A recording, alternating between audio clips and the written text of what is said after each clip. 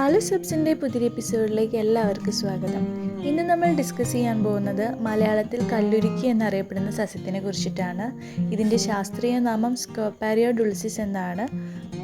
Sweet broom എന്ന് പൊതുവായിട്ട് അറിയപ്പെടുന്ന ഈ ഒരു സസ്യം ലോകത്തിലെ മിതോഷ്ണ ഉഷ്ണമേഖലകളിലാണ് കൂടുതലായിട്ട് കാണപ്പെടുന്നത്.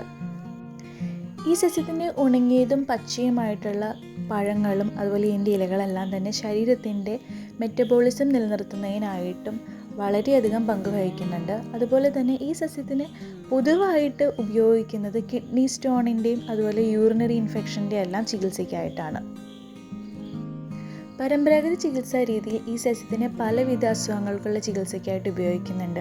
അതിൽ വരുന്നതാണ് ജോണ്ടീസ്, വയറുവേദന, തൊലിപ്പുറത്തുണ്ടാകുന്ന അസുഖങ്ങൾ, പനി, കിഡ്നി സ്റ്റോൺ, റീപ്രൊഡക്റ്റീവ് ഇഷ്യൂസ് ഇതെല്ലാം തന്നെ. പിന്നെ അതുപോലെ കല്ലുരുക്കി ആൻറ്റി ഇൻഫ്ലമേറ്ററിയും ആൻറ്റി അൾസറും ആൻറ്റി ഓക്സിഡൻറ്റും ആൻറ്റി ഡയബറ്റിക് ഒക്കെയാണെന്ന് പല പഠനങ്ങളും തെളിയിച്ചിട്ടുണ്ട്.